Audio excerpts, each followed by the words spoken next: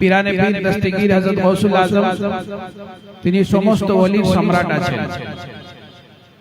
এবং তিনি যা পয়গাম আমাদেরকে দিয়েছেন ভালোবাসা ভ্রাতৃত্ব সাম্যর যে পয়গাম আমাদেরকে তিনি দিয়েছেন সেইটা আজকে প্রচার করার খুবই প্রয়োজন আছে। হুজুর গওস পাক মানবতার একটা অন্যতম উদাহরণ ছিলেন। একবার বাগদাদ শহরে খুব বড় দুর্ভিক্ষ হলো, খাবার কিছু ছিল না। তো তার আম্মাজান জিলান থেকে তার জন্য কিছু খাবার জন্য কিছু পয়সা দিয়ে পাঠালেন একজনের হাতে। সেই ব্যক্তি বাগদাদে এসে তাকে খুবই খিদা পেয়েছিল। সে কিছু মাংস এবং রুটি কিনলো, কিনে একটা মসজিদে বসে খাচ্ছিল। সেই মসজিদে হুজুর গওস পাকও উপস্থিত ছিলেন। তো ইসলামিক নিয়ম অনুসারে সেই ব্যক্তি ওনাকে দেখে ডাকলো যে আপনি আসুন আমাদের সাথে এসে খান, আমার সাথে এসে খান। তো হুজুর গওস পাক প্রথমে ইতস্তত করলেন, তারপরে যখন খুব বেশি জোর দিল তিনি এসে বসে গেলেন তার সাথে।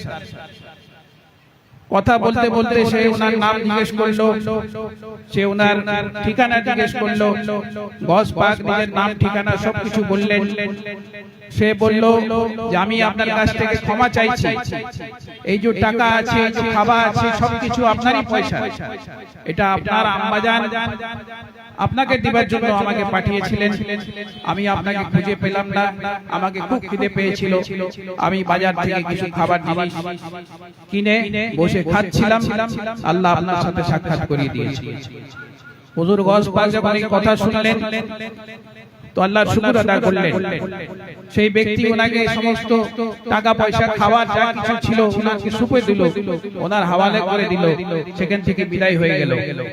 গওস পাক যখন মসজিদের বাইরে বেরোলেন, বাইরে বেরিয়ে দেখছেন যে মানুষ না খেয়ে অজ্ঞান হয়ে পড়ে আছে, তাদের জান বেরিয়ে যাচ্ছে। তিনি দয়ার সাগর যত খাবার ছিল সব মানুষদের ভিতরে বিলি করে দিলেন।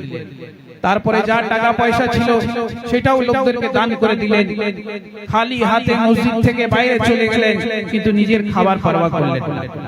এটা হচ্ছে মানবতা, এটাই হচ্ছে সুলতানুল আউলিয়া পিরানে পীর দস্তগীর। তিনি মানুষের জন্য চিন্তা করলেন যে মানুষ না খেয়ে মরে যাচ্ছে, আমি যদি খাবো তো আমাকে আল্লাহর কাছে উত্তর দিতে হবে, আগে আমি মানুষকে খাওয়াবো। আজকে আমরা ওনারই আদর্শকে নিয়ে চলার চেষ্টা করছি। আমরা এখানে উপস্থিত হয়েছি ওনার জীবনী, ওনার আদর্শ নিয়ে আলোচনা করার জন্য, যেমন আমরা তার উপরে চলতে পারি।